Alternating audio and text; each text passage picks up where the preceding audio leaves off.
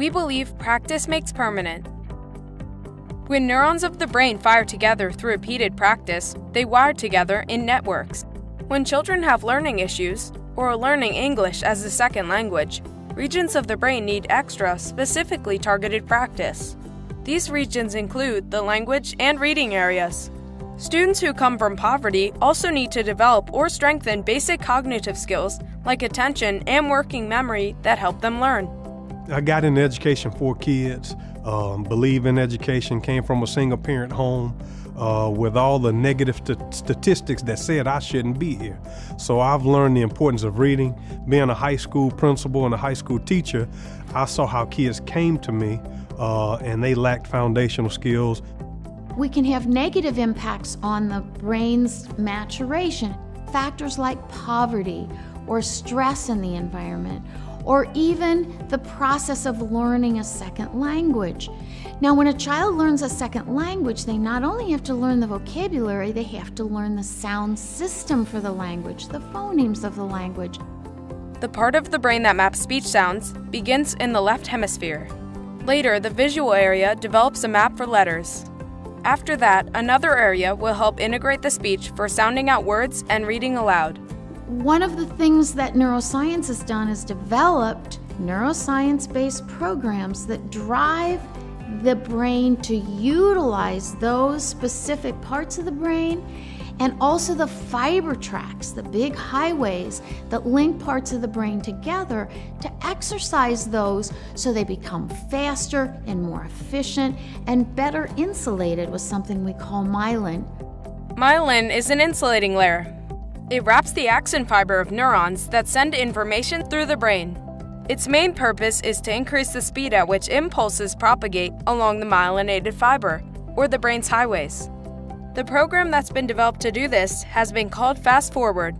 It was developed by neuroscientists to specifically build the areas that are weak and develop the fiber tracks that link those areas in a deliberate way. Our students in a semester are on average gaining 1.72 years of reading, which is significant at the secondary level.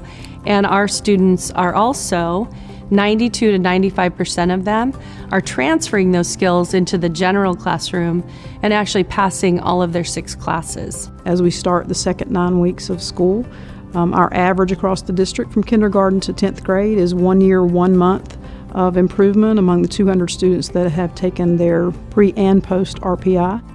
FastForward has built-in technology that we call glasses for the ears. It takes the different speech sounds of English and fine-tunes them. When children struggle to learn to read, it's like when you lose your cell phone connection. It means some part of the network is down. Because phonics, the ability to sound words out, depends upon a child's ability to hear the sounds, perceive them accurately, and then be able to map them onto letters. We've narrowed the achievement gap for thousands of students over the years as a Tier 2 and Tier 3 intervention strategy. It works the best. We have data after data that shows that it narrows that gap, and it's been a tremendous asset for those children that have been through the program. Technology can also strengthen memory skills, so students can remember sight words, participate in class discussions, and retain what they have heard and read. FastForward is engaging for K-12 students because it's similar to playing video games.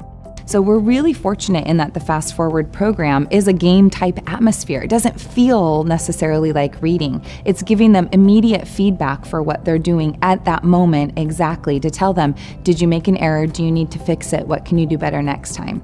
How else do we know it works? Research at Stanford University and at other major universities showed that FastForward use resulted in fast, enduring positive changes in the brains of struggling learners. Technology also can help students practice guided oral reading, which is the method that has been proven to build reading fluency.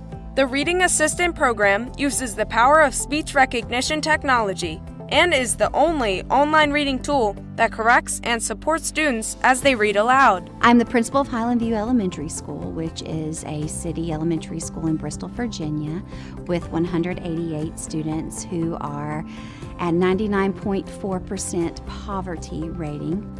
I feel very strongly about the implementation of Fast Forward and Reading Assistant.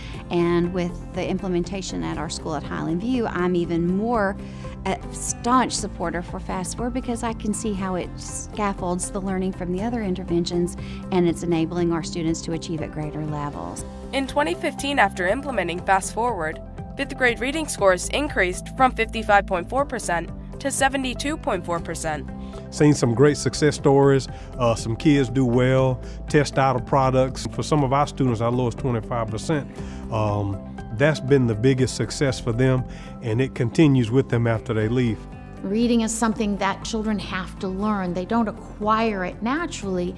And that's a part of the brain that is very prone and adaptable to reading kinds of neuroscience-based exercises. Fast Forward has very specific exercises designed to build this capacity to perceive speech sounds and then translate that into learning to decode. And finally, the Fast Forward programs have built-in technology to improve attentional skills.